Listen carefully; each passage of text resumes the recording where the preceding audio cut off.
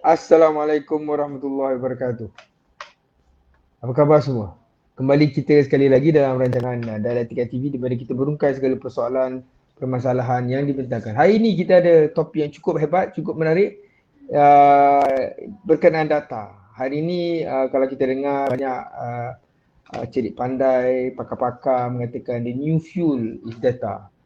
Siapa yang ada data mempunyai ada satu kekuatan, ada satu kebolehan untuk mengenal pasti apa yang sebenarnya terkandung pada setiap permasalahan dan malah mendapat solusi. Jadi hari ini kita bertuah Dialektika TV membawa sebuah lagi rancangan, sebuah lagi forum perbincangan tentang persoalan data. Tapi alhamdulillah buah kerana dewa itu pengenalan lagi dan bukan Dr. Muhammad Uzair Maidin, Chief Statistician Malaysia. Beliau merupakan seorang yang telah mendapatkan PhD beliau di University of Sheffield UK selepas mempunyai Masters in Economics pada Vanderbilt University Nashville, dan sering kita lihat dalam pelbagai rancangan dalam statement mengatakan tentang realiti ekonomi Malaysia ini dari pandangan data Department Statistik Malaysia.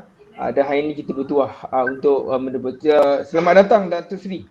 Apa khabar? Alhamdulillah sihat. Saudara Aziz sihat?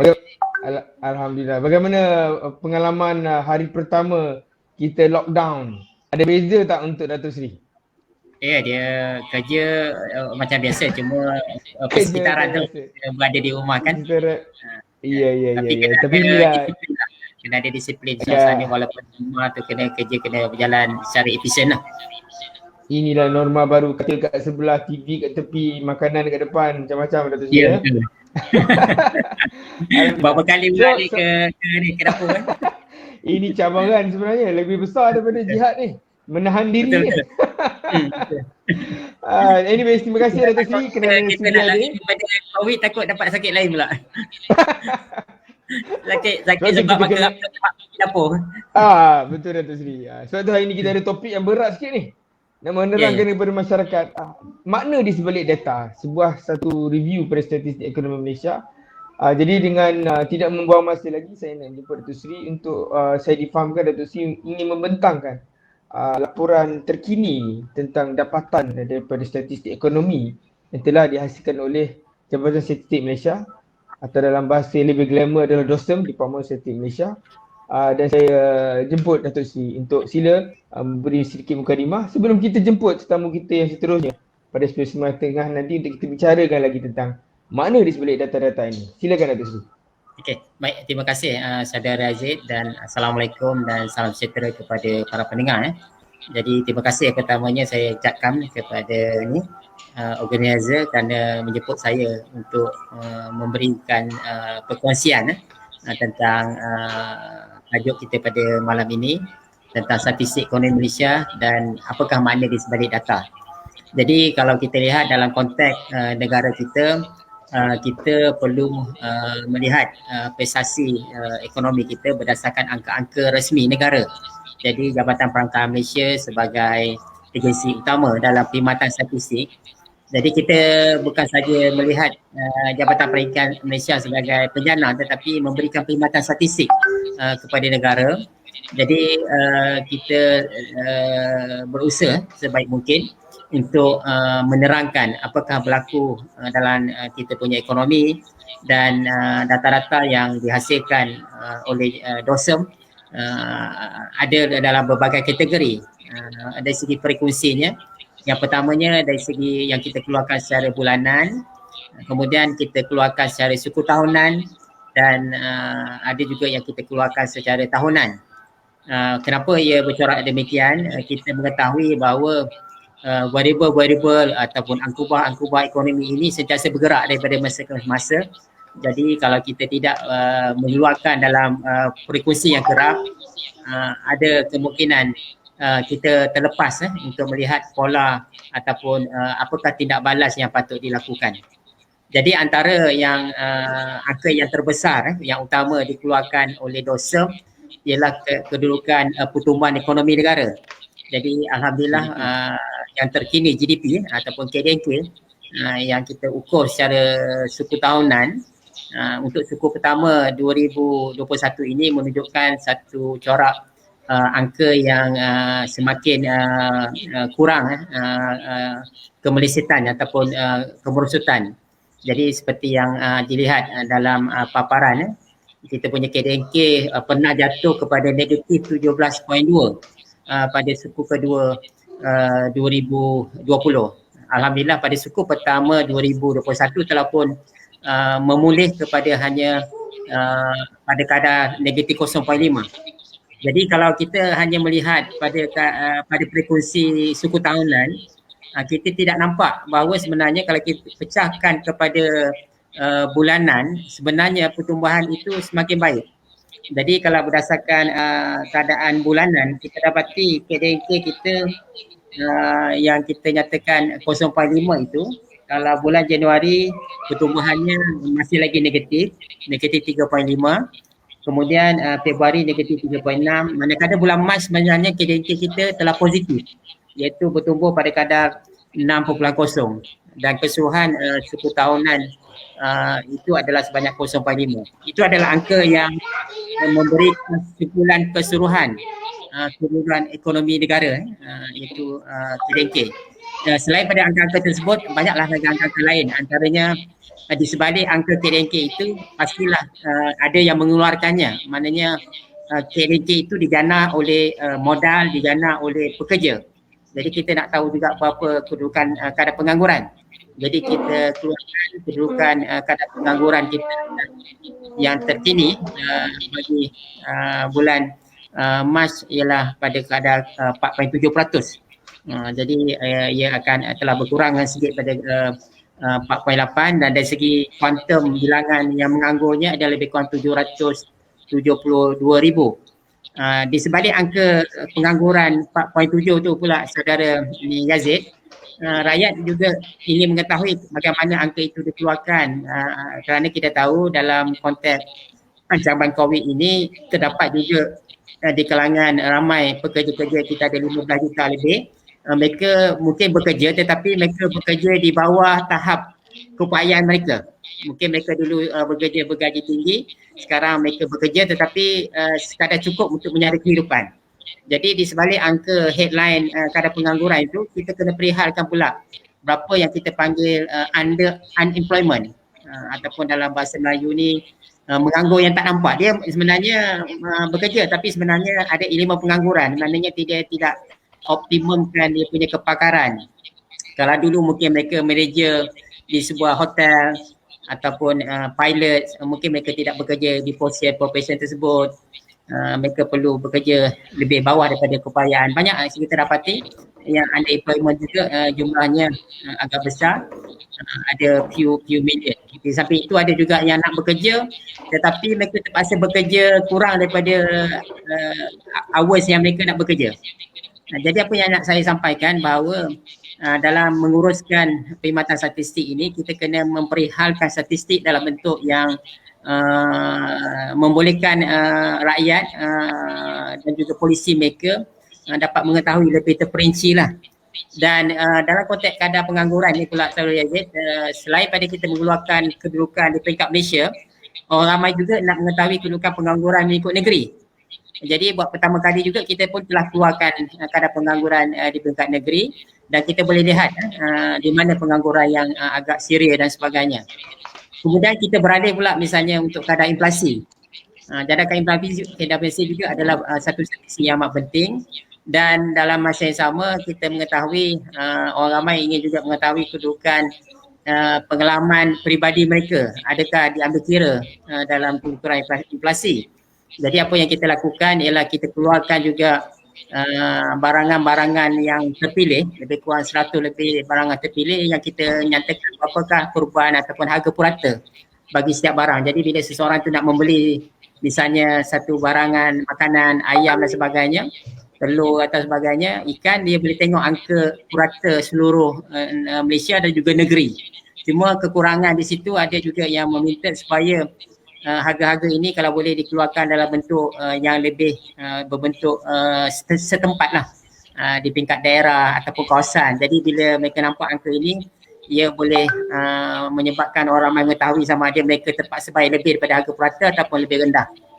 Jadi banyak lagi angka-angka lain seperti kita punya imbangan pembayaran, kita punya ekspor dan import, dan kita dapati ekspor import kita pada bulan April semakin meningkat dari segi perubahannya. Mungkin antaranya mungkin kita nampak ada masalah ataupun peningkatan disebabkan lower base-nya, tapi berlaku peningkatan dalam kita punya ekspor seperti yang boleh kita nampak dalam paparan inilah.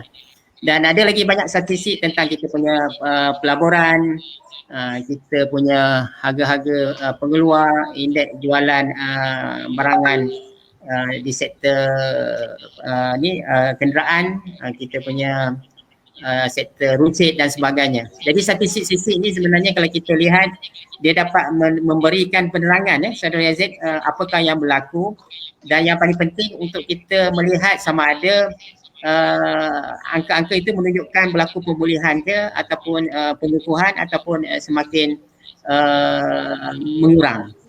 Dan juga yang lebih penting juga dia amat membenarkan ataupun membolehkan sesuatu tindakan ataupun polisi dilaksanakan. Misalnya kalau kita perihalkan kedudukan ekonomi kita, kita boleh memperihalkan di mana kekuatan kita di sektor services ke, perkhidmatan ke, di sektor pembuatan ke, pertanian kan.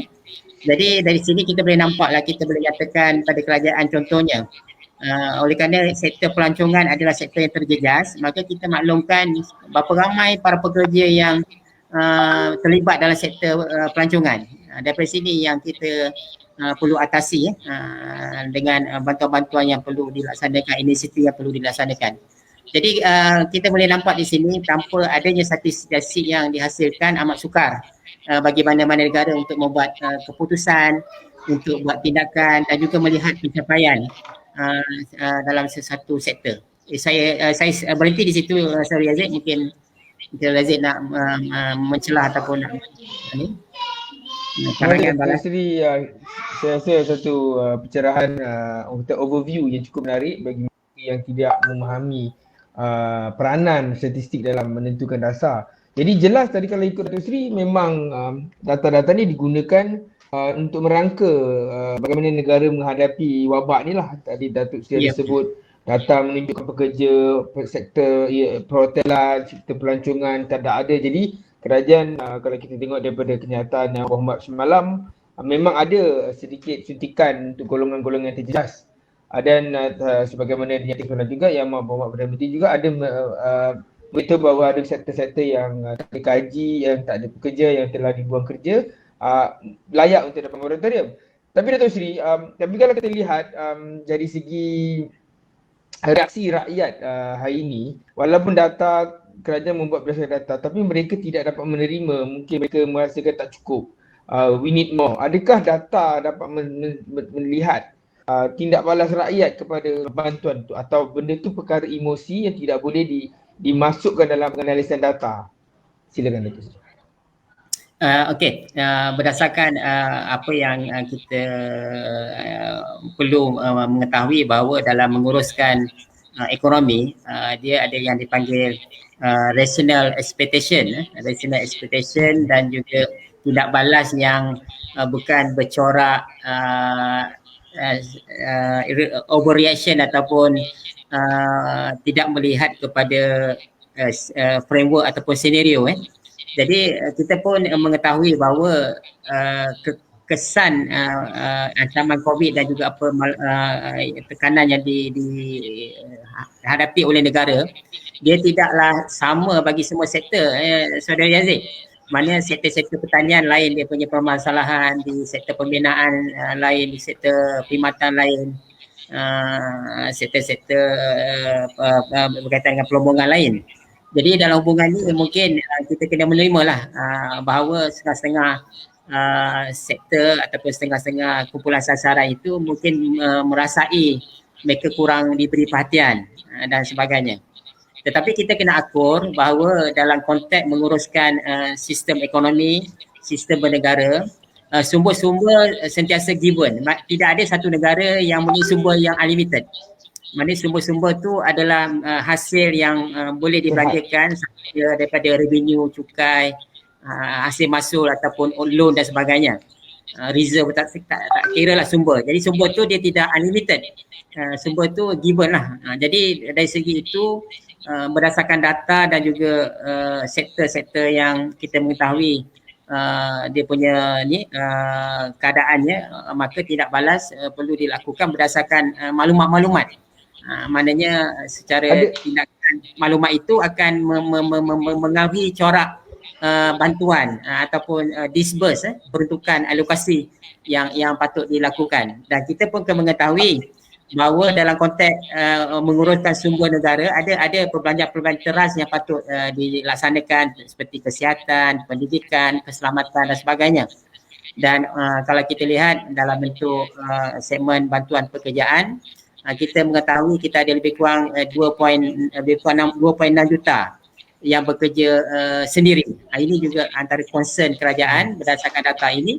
Maka inilah antara yang dikatakan ada kerja ada gaji yang mereka tak ada payroll tetapi mereka memberi pelatihan kalau mereka ada daya usaha, mereka dapat perolehan, tetapi dengan keadaan kekangan yang tidak boleh berniaga, tak boleh mengusahakan sesuatu, maka mereka ni perlu dibantu. Jadi pastinya akan ada kekurangan kelemahan, tetapi saya jangka usaha telah dilaksanakan, sedang dilaksanakan untuk memberikan yang terbaik kepada kumpulan sasaran. Tetapi sebenarnya Saudara Aziz, tindak balas tentang adanya grouses, ketidakpuasan itu satu petunjuk yang baik, yang mana orang memperihalkan berlaku kekurangan. Maka kita di pihak yang memberi ataupun melaksanakan akan mendengar dan akan mungkin perlu refine dan sebagainya. Dia yang jadi masalahnya hanya berdiam, tidak memberi tindak balas. Itu yang masalahnya. Ini yang bagus dan dunia ni Saudara Yazid, dunia interconnected ni, maklumat akan datang dalam berbagai bentuk. Jadi dalam menguruskan dalam konteks bernegara ni, dia tidak perlu lagi melalui satu channel saja.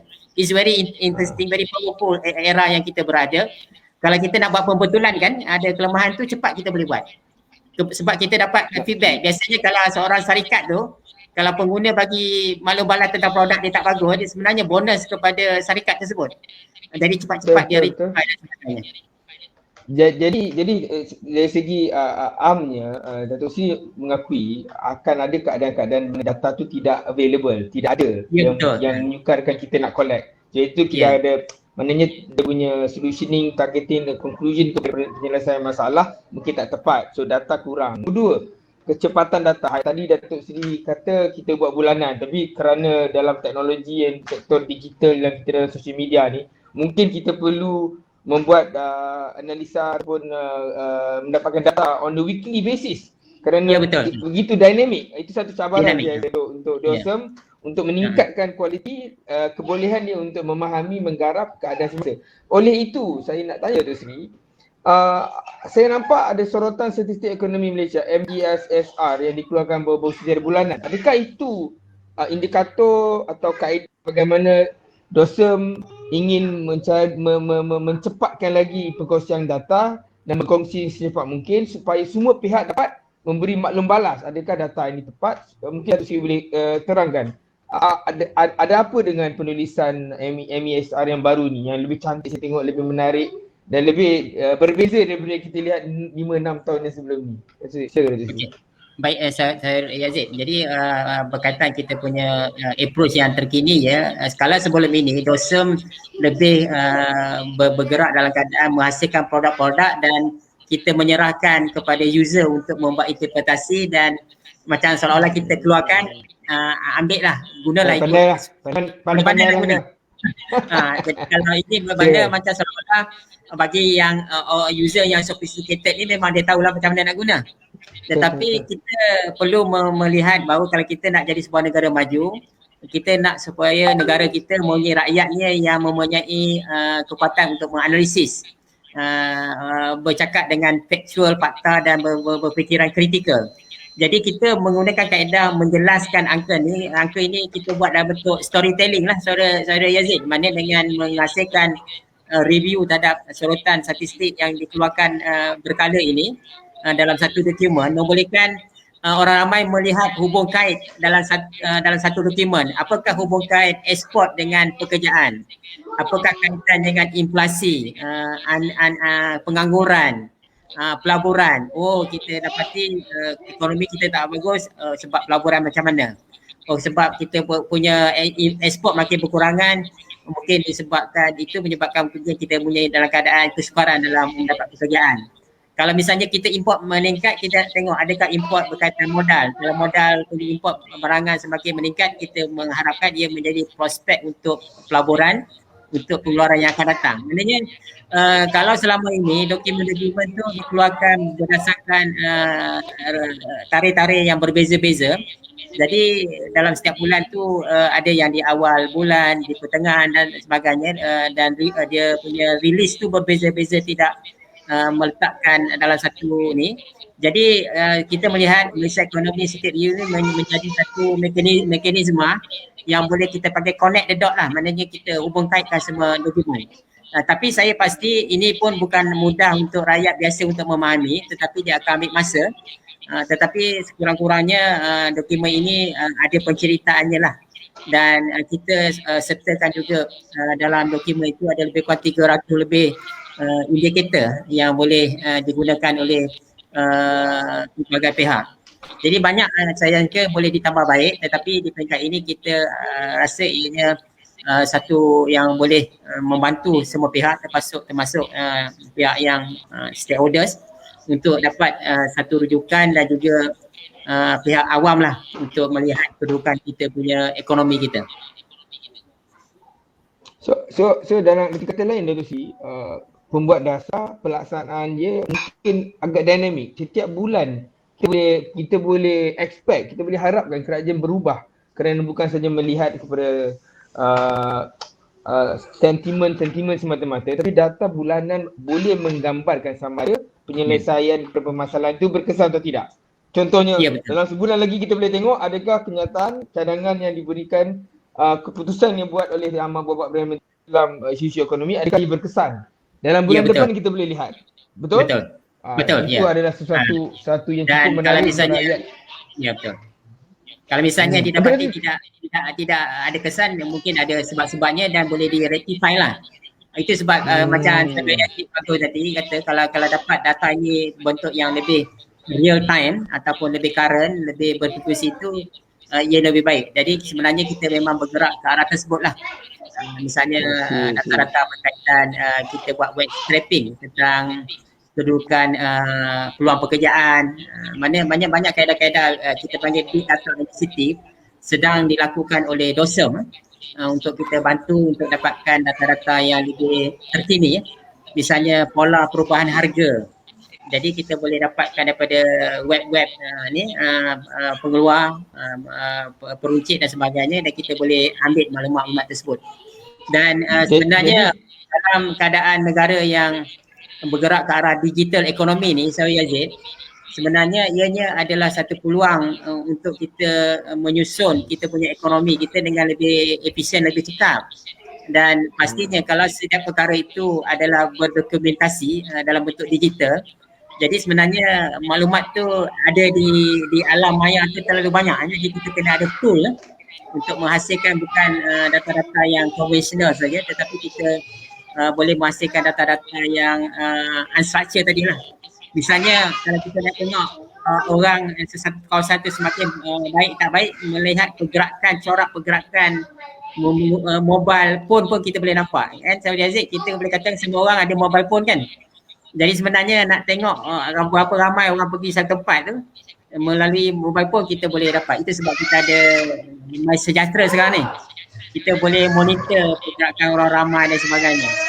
Contohnya saya dipahamkan di setengah-setengah negara seperti India kan, berlaku reverse migration daripada bandar ke luar bandar. Jadi kita boleh trace perkara itu melalui pergerakan mobile phone lah. Pasal kita boleh nampak kalau dulu mungkin mereka punya signal tu berada di bandar je. Tiba-tiba sekarang dah banyak di luar bandar. Misalnya kalau tak ada aktiviti yang boleh mereka kerjakan untuk tujuan pendapatan. Jadi secara kita nampak bahawa dalam era sekarang ni, dalam menguruskan keperluan statistik negara, sebenarnya kita perlu lihat banyak sumber-sumber daripada inilah teknologi dan juga big data ini yang boleh memberikan satu maklumat yang lebih cepat. Mungkin tidak lengkap partial information, tetapi dari segi kelebihannya dia more current dan more lebih cepat lah. Jadi dalam satu segi kita boleh lihat dalam beberapa bulan atau mungkin dalam setahun lagi kita ada projection yang lebih jelas di mana kita ada ke mana kita akan pergi. Jadi kita boleh ambil kesempatan daripada trend-trend yang akan berlaku dalam negara lah, dan saya sebenarnya betul.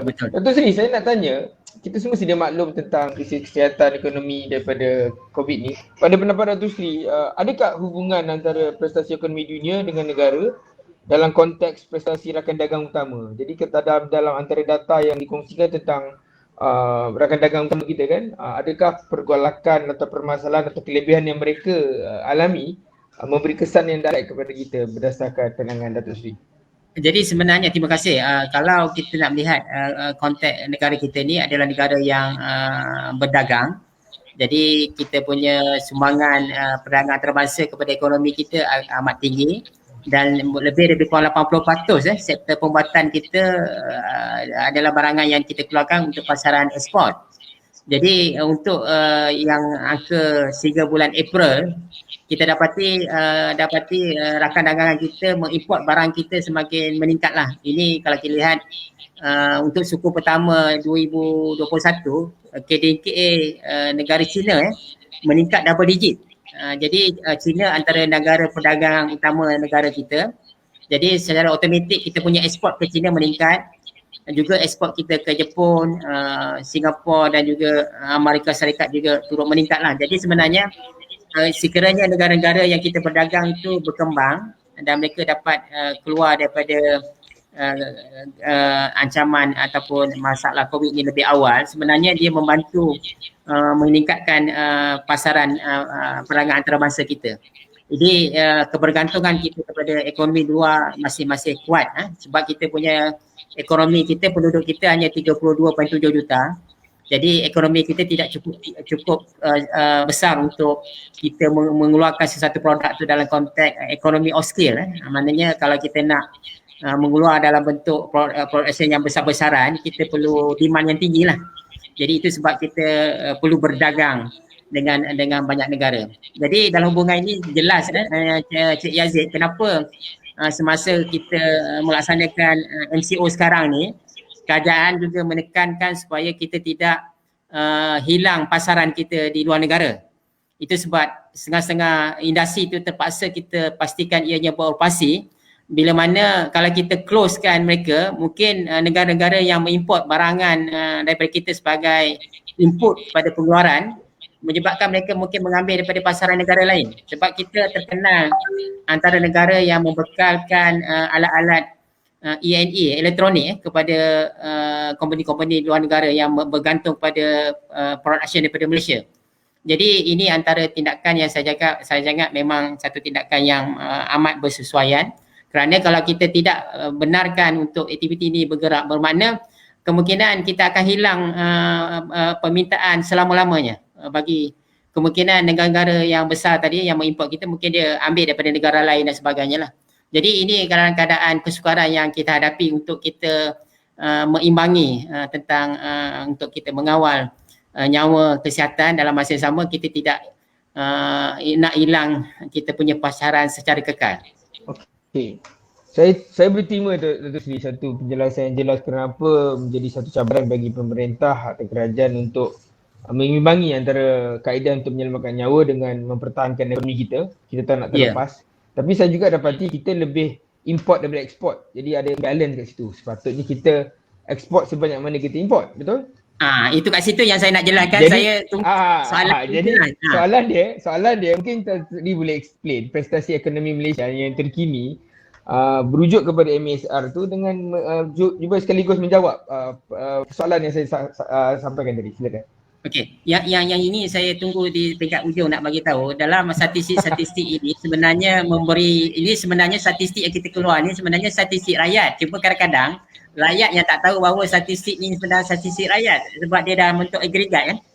Jadi sebenarnya dalam konteks tadi kenapa kita agak sukar untuk mendapat import yang besar daripada perdagangan antarabangsa ni sebab import kita pun tinggi. Dan kalau kita lihat import barang makanan pertanian kita kan yang kita guna hampir lebih kurang 6-7 bilion yang kita import. Saya bagi contoh baru-baru ni kita mudahkan untuk orang faham, contohnya Saudara Yazid, kita terpaksa import kelapa, kita import benda-benda yang sepatutnya kita boleh usahakan di sini. Makanan ayam kita import, bahkan kita pengeluar kelapa sawit pun kita import baja, fertilizer daripada luar negara. Ini pun kerajaan amat mengakui dan sedang diusahakan. Jadi kita punya dalam ekonomi itu adalah bocoran lah. Bocoran kepada negara yang mana saya rasa kalau kita boleh tingkatkan kita punya sektor pertanian ni dengan secara lebih holistik dan mungkin usaha ni sedang pun berjalan dan saya rasa di kalangan youngster barang belia boleh melihat sektor pertanian ni adalah sektor yang berpotensi tinggi dan FAO Food Organisation telah pun mengeluarkan mereka punya ni bahawa harga barang makanan takkan turun sebab dunia bergerak kepada kebanyakan negara bergerak kepada middle income kan, jadi demand kepada food makanan ni sentiasa meningkat. Dan kalau kita lihat kalau dulu orang tak travel, tak leisure, mungkin lepas COVID ni akan travel balik kan, demand terhadap makanan ni memang akan tingkat. Mana kita tak boleh expect lagi harga makanan akan turun. Jadi kepada sesiapa yang nak bergerak kepada pertanian lah, sorry Yazid, saya boleh ucapkan sabar dan tahniah lah. That the right direction kepada youngster dan juga para belia kita dan juga para pengusaha. Banyak saya ingat peluang-peluang di sektor pertanian, bahkan kita bukan saja tidak boleh meneruskan import, bahkan kita ubah kita jadi pengeksport kepada ni. Itu satu lagi Saudara Yazid, kita punya ekonomi juga kita kena mengetahui kita punya ekonomi terbuka. Kita juga perlu menggalakkan apa yang kita panggil reverse investment, yang mana kalau kita nampak jiran-jiran sebelah kita ada kos pengeluaran yang agak rendah, kita invest di negara berkenaan. Jadi kita ekspor daripada negara kepada negara lain. Ini yang jiran kita di belah selatan lakukan. Walaupun dia tak boleh tanam pertanian, dia menjadi negara yang survivor dari sektor pertanian sebab mereka buat reverse investment. Kita pun dah buat juga, misalnya kita beroperasi di negara jiran untuk sektor plantation kan. Walaupun ni, tapi sebenarnya kita boleh memanfaatkan buruh murah di negara berkenaan, tetapi dia akan memberi positif dari segi imbangan pembayaran kita lah. Jadi banyak mana dalam negara dunia bergerak dalam ekonomi terbuka, mobility modal dan juga buruh sentiasa boleh bergerak daripada satu kawasan ke satu kawasan. Baik, terima kasih. Saya satu realiti yang jelas, mesej yang jelas. Kita kena menghayati apakah sebenarnya food security, kedaulatan makanan. Ia bukan saja satu strategi tapi satu yang lumayan kerana realitinya trend lumayan. Saya harap perkara ini juga melibatkan semua sektor pertanian termasuklah padi dan beras, Datuk Seri, insya-Allah. Ya betul. Sekarang ni ialah padi-padi yang bernilai tinggi tu mungkin kita tak boleh tanam, tapi padi apa ni sekarang ni beras yang boleh. Kita boleh usahakan lah sebenarnya. Betul. Dia mindset Datuk Seri. Once kita realize potensi itu adalah by cultivating kita punya own ability untuk grow, then mood untuk mengimport tu berkurang. Dan data yang Datuk Seri ni sebenarnya boleh bantu kita hujahkan kepada semua pemegang taruh ekonomi. We have to produce our own in order untuk kita depan. Datuk Seri, last soalan Datuk Seri.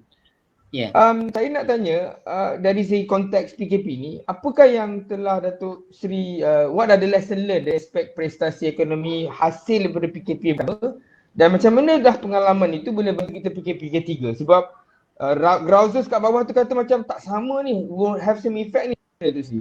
What are the lesson learned, dan Datuk Seri rasa PKP 3 ni kita dah input, kita dah letak dalam berdasarkan pengalaman tu yang menjadikan PKP 3 ni lebih berkesan from the economic point of view. Silakan Datuk Seri. Okey, kalau kita lihat pelaksanaan PKP yang sedang berlaku sekarang ni, memang kita melaksanakan ni secara lockdown, kita panggil lockdown terpimpin lah. Maknanya kita tidak pogo secara penuh kita punya ekonomi. Maknanya dalam masa yang sama pemberat lockdown ni, pemberatnya ialah kesihatan. tetapi kita tidak zerokan terus ekonomi. Itu yang kita kena aware supaya dan juga melihat bahawa kita pun telah mempunyai satu tahap pemahaman yang mungkin semakin tinggi di kalangan rakyat Malaysia tentang pentingnya kita ni mengikut SOP, dan juga kita mengharapkan proses vaksinasi dapat dijayakan. Jadi proses pemulihan ekonomi dan juga pemulihan kesihatan itu tidak memberi risiko secara orang kata kita terus pogo ekonomi secara mendadak, maknanya berbanding apa yang kita lakukan lah. Tetapi kalau kita lihat dari segi mengawal pergerakan tu memang lebih kurang kita laksanakan tidak berbeza dengan apa yang kita lakukan masa MCO 1.0. Tetapi kalau kita lihat dalam konteks menguruskan human ni, saya Yazid, memang kita kena mengakui bahawa bila tempoh tu dah makin panjang, memang orang semakin banyak dia takkan diam. Mana yang pertama dulu semua nak buka langsung akur.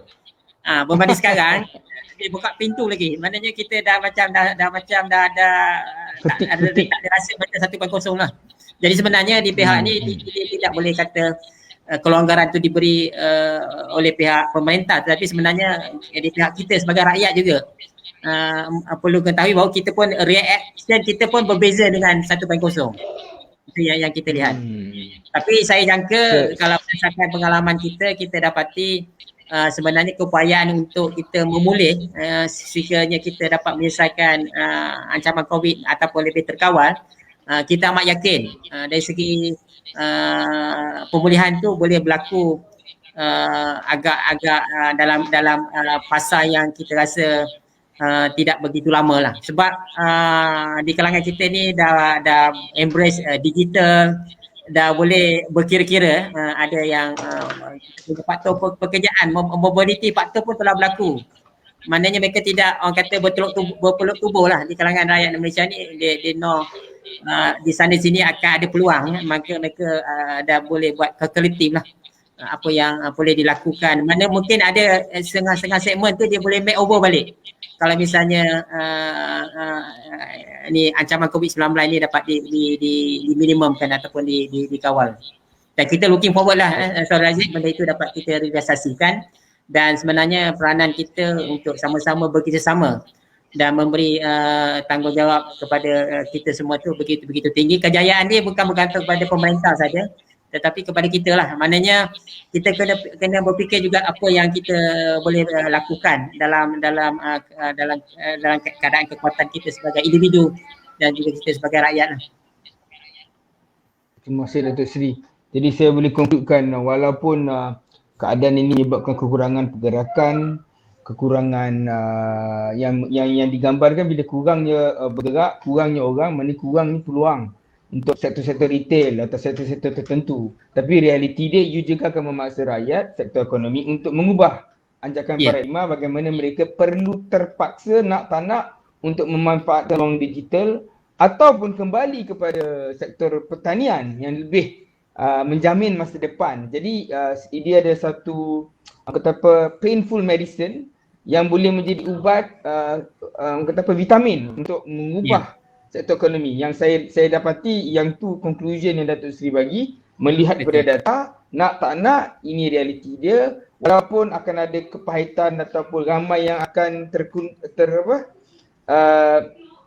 yang akan gugur dalam proses perjalanan ini, tapi insya-Allah ada peluang baru hasil daripada PKP ketiga ni, sambil-sambil kita mendoakan proses vaksin kita lebih laju. Oleh itu terima kasih Datuk Seri, saya ingin nak jemput kita punya sahabat, kita